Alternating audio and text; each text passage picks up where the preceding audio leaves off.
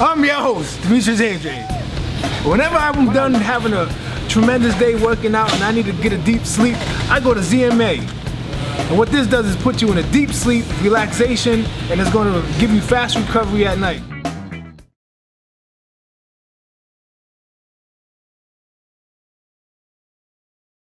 Some of the undercard fighters, I will say a few words as we're waiting for the main event participants to come out.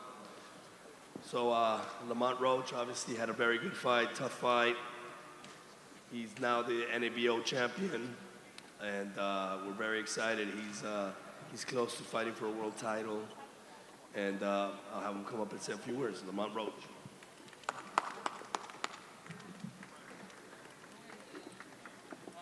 First and foremost, I want to thank God for this opportunity, allowing me to be here. Second, I want to thank my dad, my manager, my team. You know, they helped me push through this camp. And third of all, I want to thank Golden Boy and everyone who believed in me and put in this position. Obviously, we fought a tough fighter, rugged, very gritty. I probably got hit with more headbutts than punches. But nevertheless, we pulled it out. You'll never see me quit. You'll never see me back down from anything. For everyone that was watching. Jonathan Oquendo's, his performance shouldn't go unnoticed as well. He came to fight, but I pulled it out, and I finished strong as well. Other than that, see y'all next time. Any questions? Anybody have any questions for Lamont Roach? Any questions out there?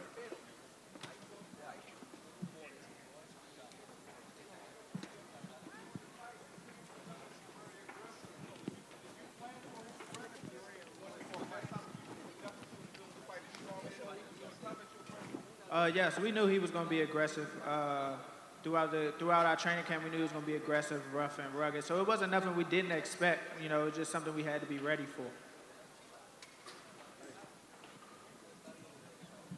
Okay, any other questions?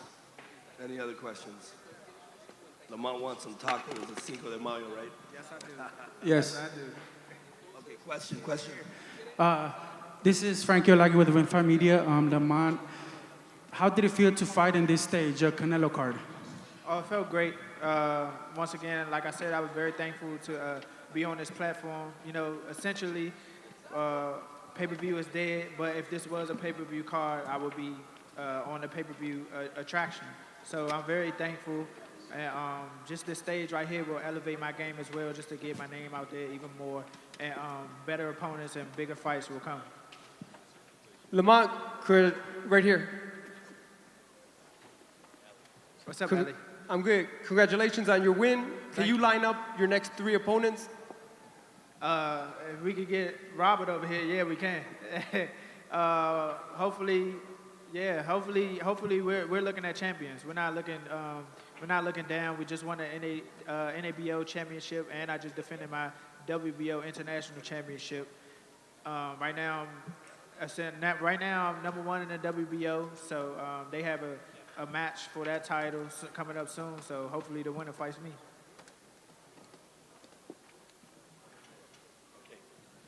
Guys, thank you. Lamont's going to go get some tacos, so thank you very much. Thank you, everyone. Have a seat, Is Joseph Diaz here? Joseph Diaz. Oh, he's out there. He's up there doing an interview. Okay. All right. Yeah, you can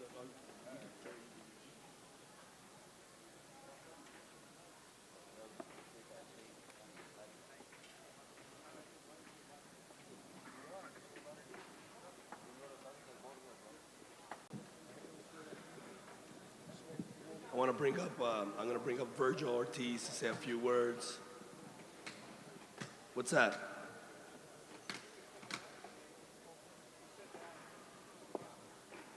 Okay, all right. So he had a great performance, Virgil Ortiz.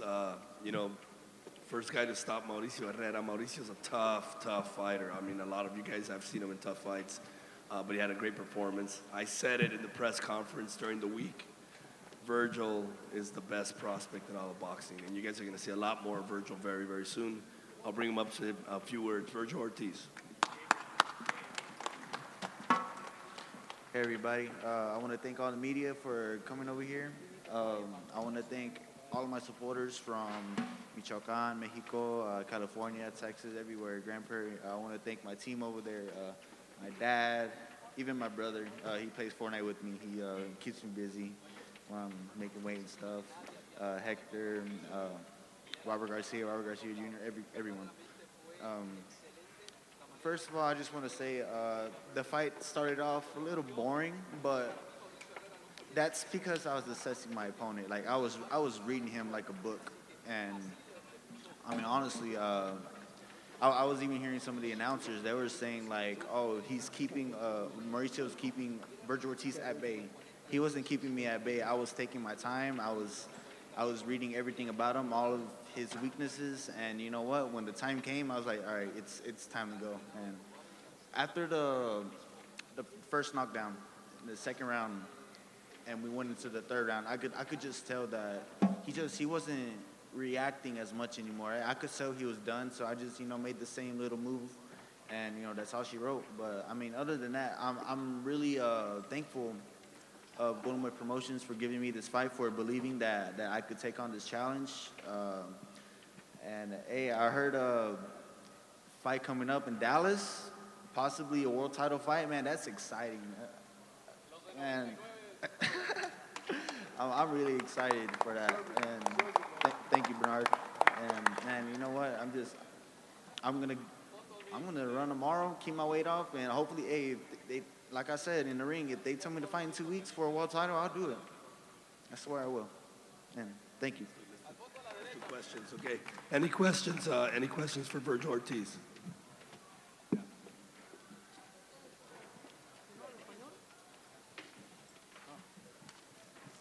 Virgil, I'm from Mexico City, Esto newspaper. ¿Hablas tú un poco de español? Sí, poquito, entiendo. Sí. Sí. Ok, la verdad es que cada actuación tuya es una demostración de gran poder. Esta noche especialmente, pues el maestrito fue triturado. ¿Estás listo ya para un title shot, para ir por el campeonato mundial? The question was that every time that you fight is a demonstration of your ability and power, especially with this fight against Mauricio Herrera. You think with that performance, you're ready for a world title shot?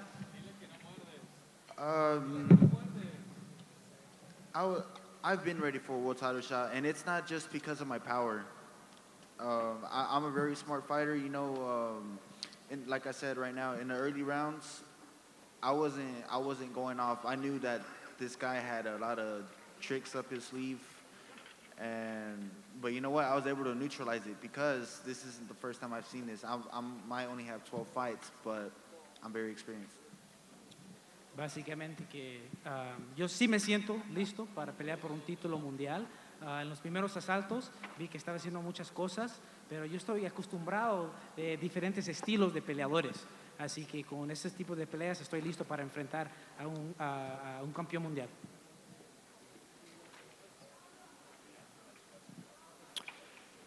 Miguel Maravilla with FightNews.com. Virgil, you once fought at AT&T Stadium on the Canelo Undercard. Yes, Is the goal to one day headline a fight there? That's been the goal. That was the goal before I turned pro. I knew that's what I wanted to do before I turned pro. I think the first fight, one of the first pro fights I ever went to was Pacquiao and Margarito. And I saw that big stadium. I was just like, you know what? I got to headline this one day. And and I was like 11 or 10 when that fight happened. And I've just been working hard ever since that moment. Your dreams don't work unless you do, and I'm making it happen.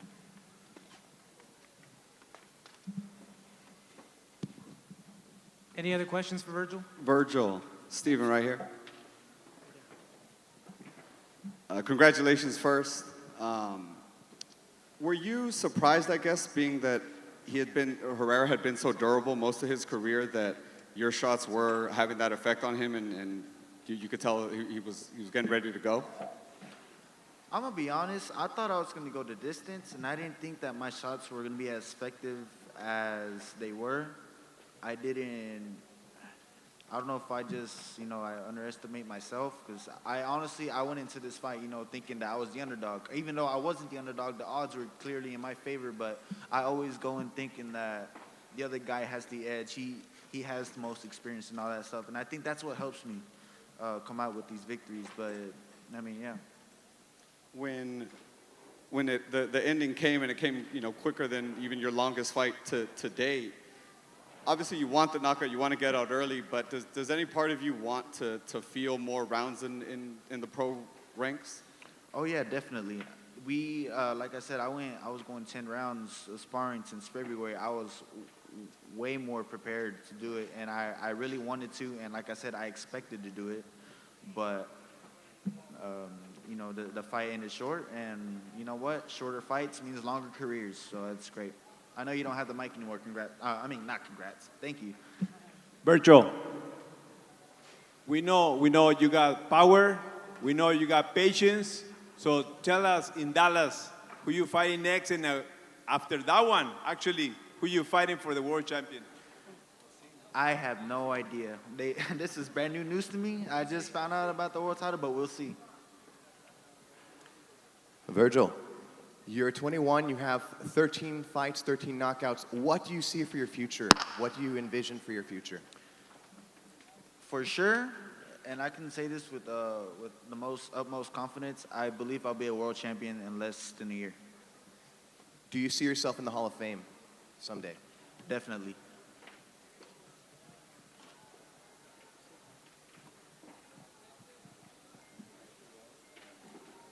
Virgil, you tweet a lot about food. What do you want to eat now that you made weight and you fought? I want to eat some tacos de trompo con salsa verde. You already know. That's it? All right. All right. Hey, thank you once again. Thank you for coming out here. My first co-main event. Well, it wasn't my first, but this is my first fight of this magnitude, and I appreciate every single one of y'all. You're all a part of like my future success. I appreciate you covering all of this, and you know what, guys, I love y'all.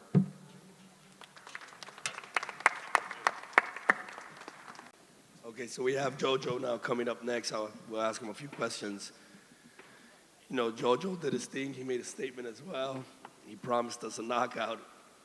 He got it, so we're very proud and very happy for him. I want to thank his manager, Ralph. Thank you. Your brother. Where's your brother? So, okay, he's over there. So, okay, right on. Thank you. But look, he's in line for a world title. He's available to fight any of the world champions.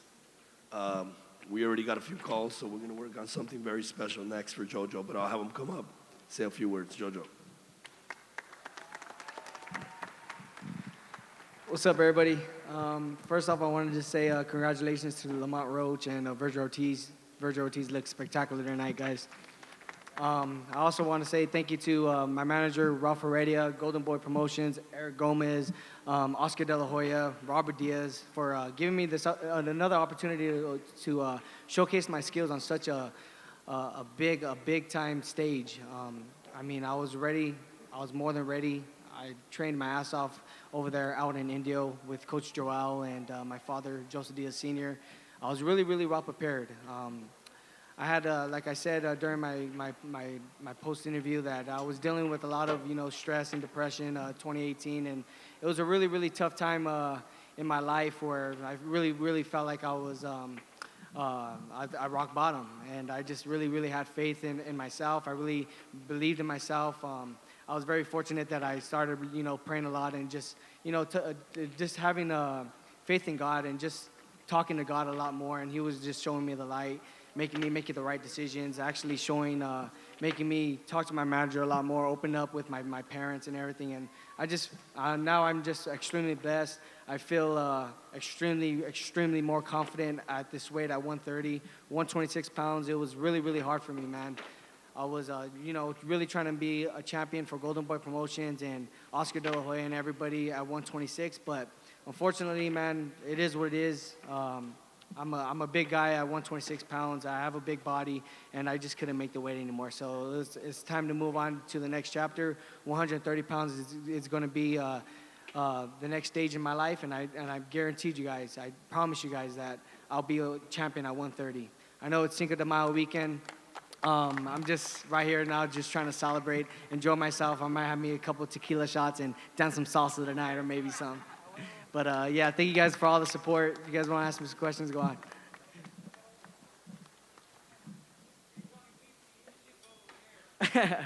I'm not sure. I actually like it, man. I actually really like the blue hair. The problem is, like, every 2 days, my freaking hair grows really long. I should get my hair gray like Dan Rafael now. Just like gray right here. Yeah, I should. All Mexican colors and stuff. I stain my pillow a couple times. I actually stain my hats too. Jojo. Yeah. Francisco Salazar. Congrats. Thank you, Francisco. Last 2 days, you've been more animated. I mean, the press conference, Tevin Farmer, the hair. Is it more part of what you went through last year, and then also maybe the fact that you really want a world title shot against Tevin Farmer? Where's that more animated side of you come from? You know what? I feel like I'm just being myself now, man. I'm just enjoying myself. I feel like I was, really thinking about other people's opinions and thinking about what people had to say about me and stuff like that. But now it's just like I have that mentality where I'm just gonna be myself, and if people don't like it, then it's okay. I'm gonna talk crap. I'm gonna be the nice guy. I'm gonna be very humble, take pictures with the fans and everything. But if someone tries to come up to me and stuff, then I'm gonna disrespect them as well, because I don't put up with that. And also, like, with my hair and stuff like that, I just like to be creative, man. I'm very fashionable. I like always dressing kind of different, always trying to stand out and stuff. So it's just myself now. Jojo. Jesse Casas from 97.9 La Raza and Mega 96.3, radio stations from LA. Can you explain to us how you felt tonight coming back into the ring? And secondly, what does it mean to you to be back on a big stage like this and represent the city of El Monte, where a lot of good people come out of there, myself included? Represent, brother, and prayers to you always. Thank you, man. I really appreciate it. I felt really good fighting on such a big stage. Like I said, man, I really put my heart into this training camp.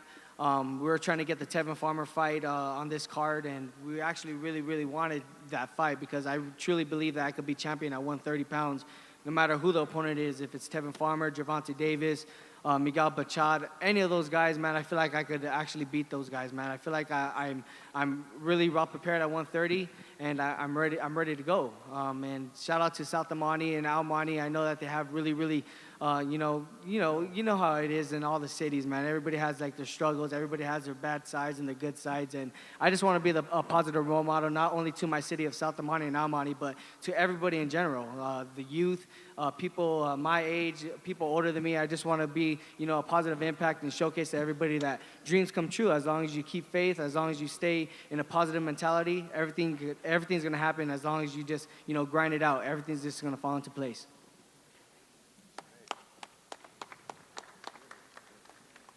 Jojo, great win tonight. What's next on your list of goals and accomplishments? What's the number one goal that you want to achieve moving forward?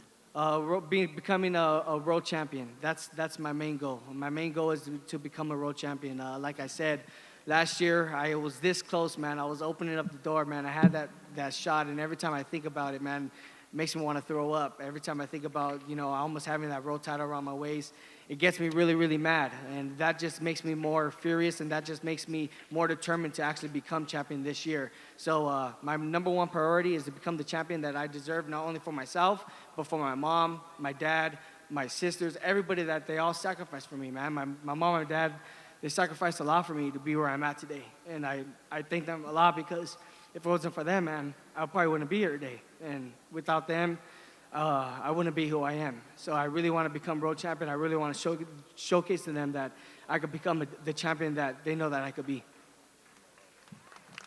I actually, I have a contract right here that Eddie Hearn just gave me. We do? Let's do it. Let's do it, baby. Let's do it, Eddie. Really appreciate it. Okay. Any other questions? Jojo, Eddie, With all the drama this week and right now, does that handshake, is that like an agreement with the farmer fight? Jojo, and do you and your team, do you guys want to pursue that fight next? Eddie? Yeah, from me, the handshake wasn't a contract, but certainly I think Jojo Diaz against Tevin Farmer is a great fight. In fact, listen, it's been so good working with Golden Boy, and we're on the same platform. I want to get a card together with Oscar and Eric and Bernard, where all our guys take on each other. So I'm talking about Jaime Munguia against Jesse Vargas, talking about Tevin Farmer against Jojo Diaz. I'm talking about Ryan Garcia against Martin Ward, our guy. I really feel like we can put on 7 or 8 fights, Matchroom versus Golden Boy, and it'll be a lot of fun. It'll be a lot of competition. We're all competitors. We all want to win so badly, and I think Jojo Diaz is a popular contender. Tevin Farmer has a mandatory challenger in Fremois for the IBF. He'll take care of that in July. And then September, October. You know, Tevin Farmer, I think, has boxed 5 times in 8 months. So he's been one of the most active world champions out there. And, you know, he's in a position where no one really gave him a shot. So, you know, he wants to call his shots right now. But also it's important to see who the public want and who DAZN want. And I think Jojo Diaz is a worthy contender. Thank you, Eddie. Yeah, like I said, I'll fight Tevin Farmer anywhere. Whenever the contracts are going to be sent to me, I'll be willing to accept any challenge. I want to just fight for a world title, even if it's not Tevin Farmer. It could be against Andrew Cancio, Alberto Machado winner, Miguel Pachad, or Francisco Vargas, whoever wins out of those titles. I really want just a title shot and showcase to everybody that 130 pounds is the new weight. Jojo, Luis Mendez, hope we're all there. What do you feel is going to be your fight limit for a year?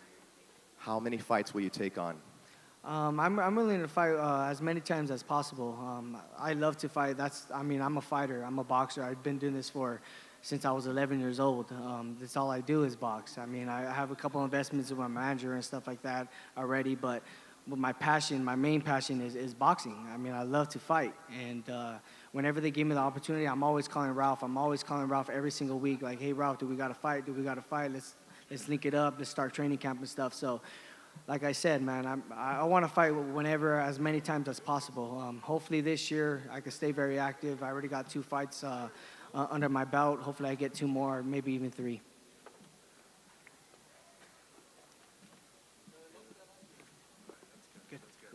All right, let these guys go get tequila, tacos. Thank you guys for coming out. Thank you.